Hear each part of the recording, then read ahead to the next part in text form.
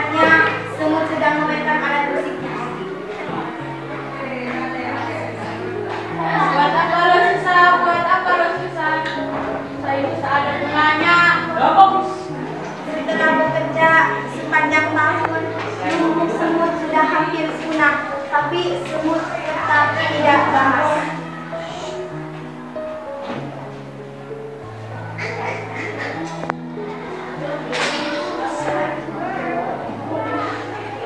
Kalau ada kesempatan aku harus terus berusaha lagi.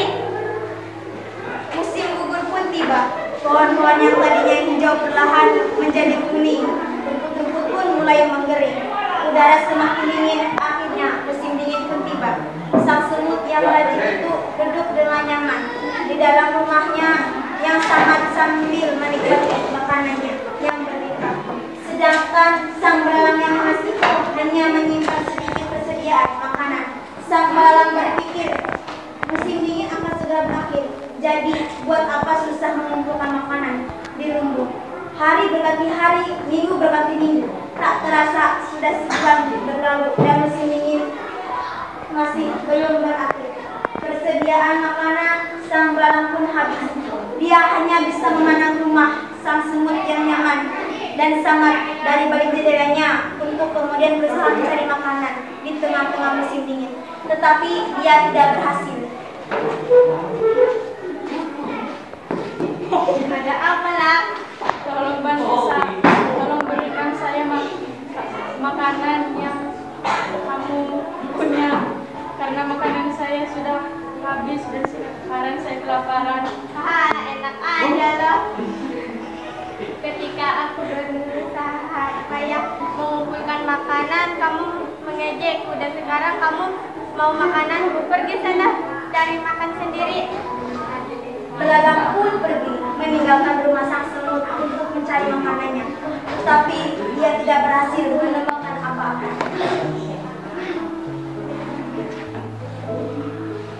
Jangan menunda-nunda pekerjaan dan berusahalah dalam kesulitan, karena berusaha dalam dahulu bersenang-senang kemudian.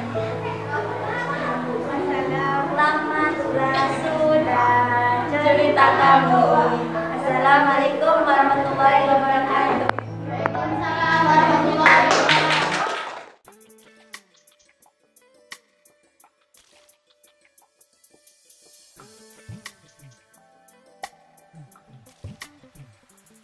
Assalamualaikum warahmatullahi wabarakatuh.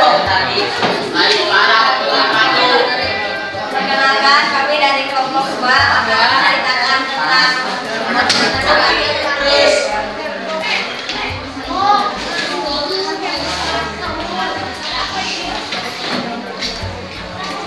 hari ini para segerombolan semut sedang berjalan beriringan sambil membawa makanan di atas kepala mereka. Semut itu terlihat begitu kompak dan sangat menyenangkan. Yang lain, mimpi mereka adalah seekor semut gagah yang berjalan paling depan, yang dengan cepat memberi aba-aba saat harus belok ataupun melangkah, agar makanan yang dibawa mereka tidak jatuh ke tanah. 1, 2. Sang pemimpin memberi komando. Awas, di depan ada tanjakan, di bawah ada sungai, kita harus belok ke kiri. Rombongan semut di belakang mengikuti terus petunjuk dari pemimpin mereka, hingga akhirnya mereka tiba di sarangnya. Setelah jalan tanah di bawah mereka, semut berpisah untuk mengerjakan tugas-tugas mereka yang lain.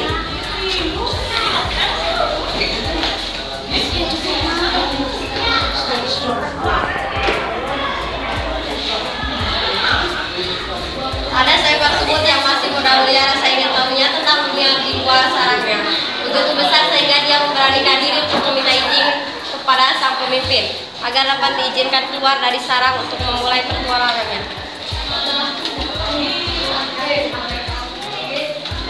Jika kau ingin pergi berjalan-jalan, aku tidak akan melarangmu. Tapi berhati-hatilah karena dunia di luar sarang ini sangat luas dan kejam.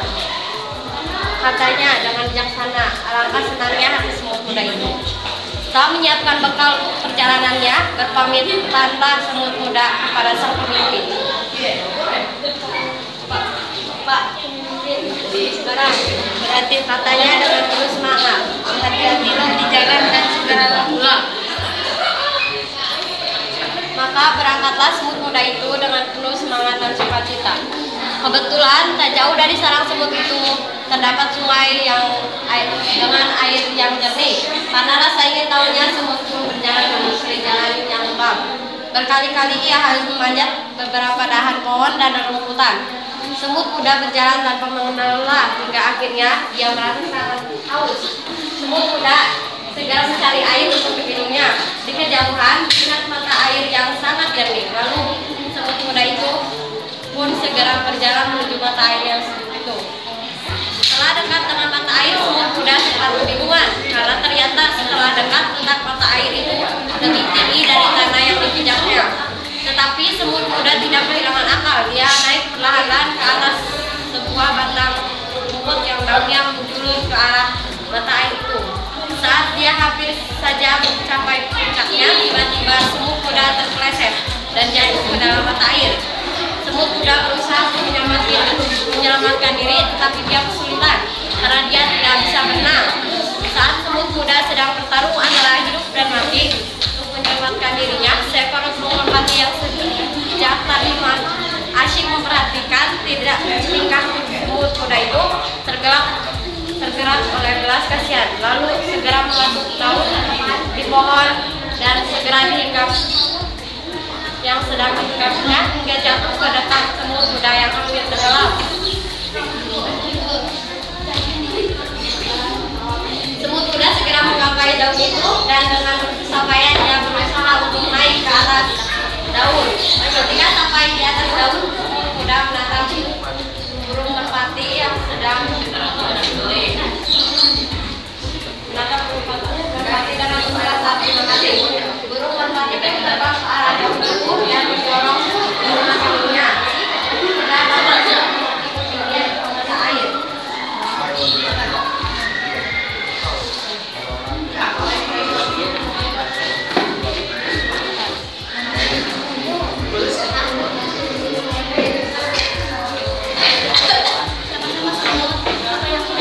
Tempat ini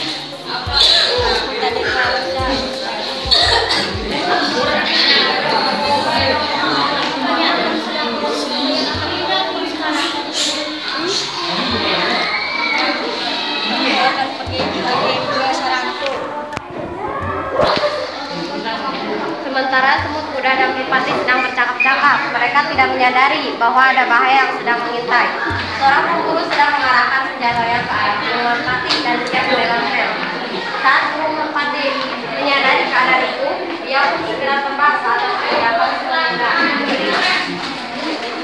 Melihat kejadian itu, semut muda segera melari ke arah pemburu dan segera sigap dia memanjat sepatu itu dan masuk ke dalam sepatu itu. Segera digigitlah kaki semut.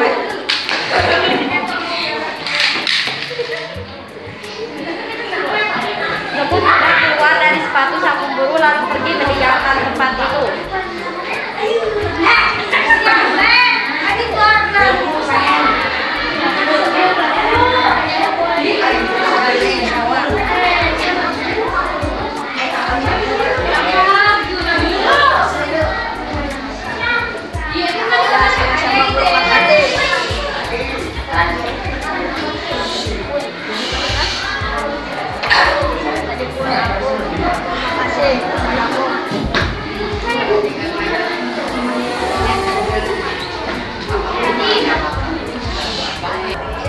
Mungkin sekian yang bisa kami sampaikan.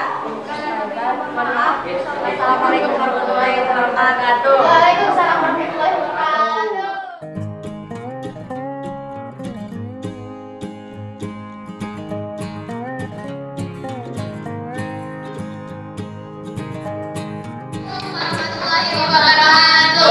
Perkenalkan, kami dari kelompok 3 akan dengan drama yang berjudul Tawon dan Lebah. Kita mengadu. Kita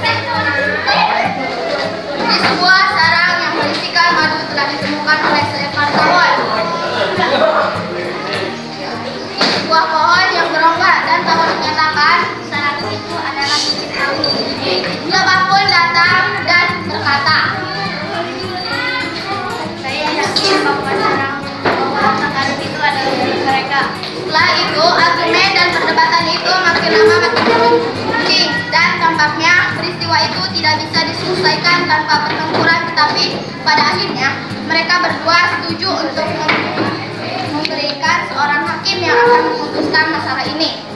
Jadi mereka kemudian membawa kasus ini ke hadapan seekor tabung atau hornet yang bertindak sebagai hakim yang adil di seluruh hutan.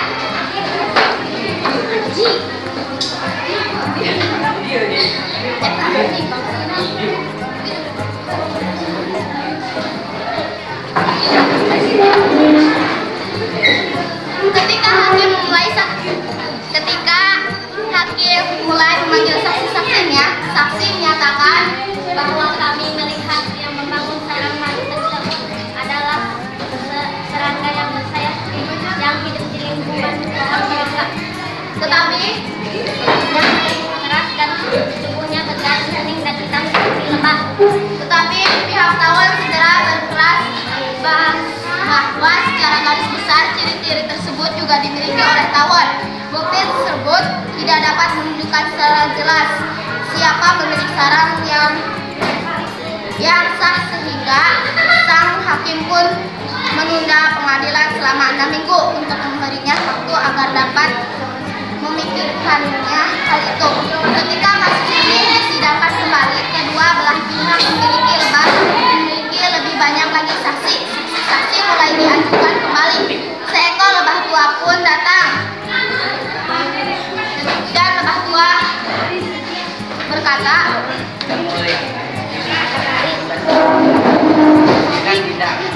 jika tidak segera diputuskan, maka sarang tersebut akan segera rusak. Perintahkanlah keduanya untuk membangun sarang lebah seperti itu, dan kita akan melihat siapa pemilik madu sebenarnya. Dan tawon memprotesnya dengan keras, tapi hakim yang bijaksana langsung mengerti mengapa tawon memprotesnya. Karena tawon tahu bahwa mereka tidak bisa membangun sebuah sarang madu dan mengisinya dengan madu. Lalu hakim pun berkata, sudah jelas terlihat di sini yang bisa membuat sarang madu dan yang tidak bisa membuatnya. Saya memutuskan bahwa sarang madu itu adalah milik lebah. mungkin cukup sekian dari audio kami. Kurang dan lebihnya mohon maaf. Wassalamualaikum warahmatullahi wabarakatuh.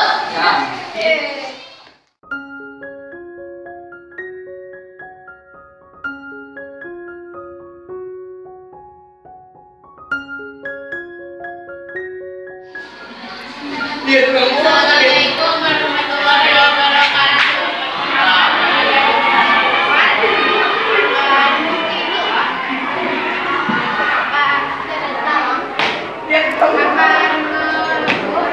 Menampilkan asal usul gunung tabungan perahu dengan saya dan juga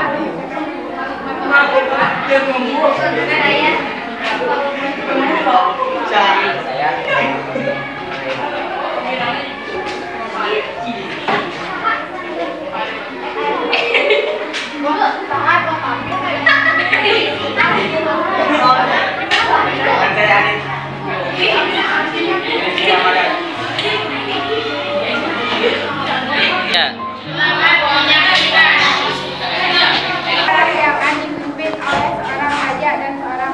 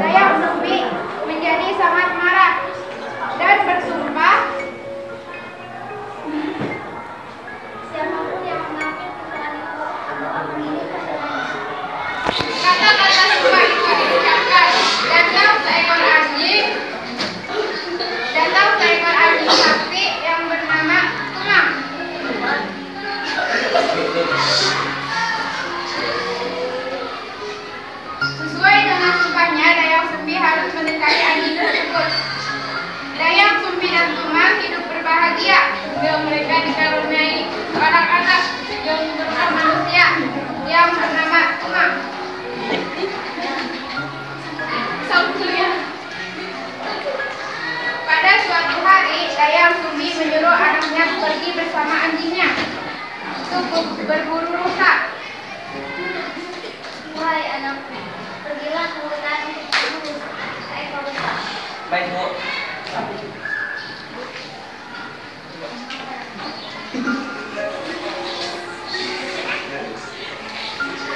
Setelah beberapa lama mencari tanpa hasil, Sang Surya merasa putus asa dan dia tidak ingin mengecewakan ibunya.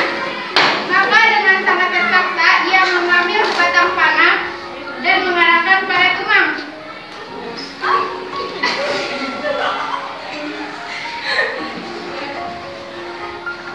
Setibanya di rumah, Sang Surya mengenyalakan daging Tumang. Segera setelah pesta usai, Dayang Sumbi teringat pada Tumang dan bertanya pada anaknya. Pada mulanya Sang Surya merasa takut, tapi akhirnya dia mengatakan apa yang telah terjadi. Aku tidak menemukan seekor rusa, terpaksalah aku harus membunuh Tumang. Dayang Sumbi menjadi sangat murka. Dalam kemarahannya, dia memukul Sang Surya hingga pingsan. Dasar orang durhaka. Atas perbuatan itu, Dayang Sumbi diusir dari kerajaan oleh ayahnya. Beberapa tahun kemudian, Sang Surya bertemu dengan seorang wanita yang sangat cantik. Segera saja dia jatuh cinta kepada wanita tersebut. Wanita itu adalah ibunya sendiri, tapi mereka tidak saling mengenal. Kau mau menikah denganku? Dari sebelum pernikahan, saat sedang mengelus satu hari sebelum pernikahan, Dayang Sumbi mengetahui bahwa dia hampir saja menikahi putranya. Dayang Sumbi berusaha menggagalkan pernikahannya. Setelah berpikir keras, dia akhirnya memutuskan untuk mengajukan syarat perkawinan. Wahai Sang Surya, kau harus membuat sebuah bendungan yang bisa menutupi sebuah bukit dan membuat orang untuk menyusuri bendungan tersebut. Tetapi harus selesai sebelum fajar tiba. Baik, apakah penyelesaiannya? Sang Surya mulai bekerja. Sang Surya memanggil jin-jin untuk membantunya. Wahai jin-jin, bantulah aku. Bantulah aku buat perahu. Baik. Sang Surya mulai bekerja. Dayang Sumbi memohon kepada dewa-dewa agar mengagalkan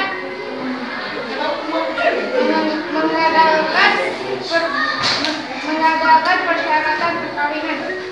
Wahai dewa-dewa, rintangilah pekerjaan Sang Surya dan percepatlah datangnya pagi.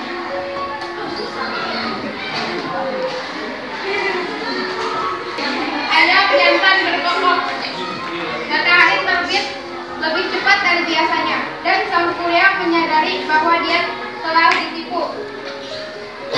Dengan sangat marah, dia mengutuk Dayang Sumbi dan menendang perahu buatannya.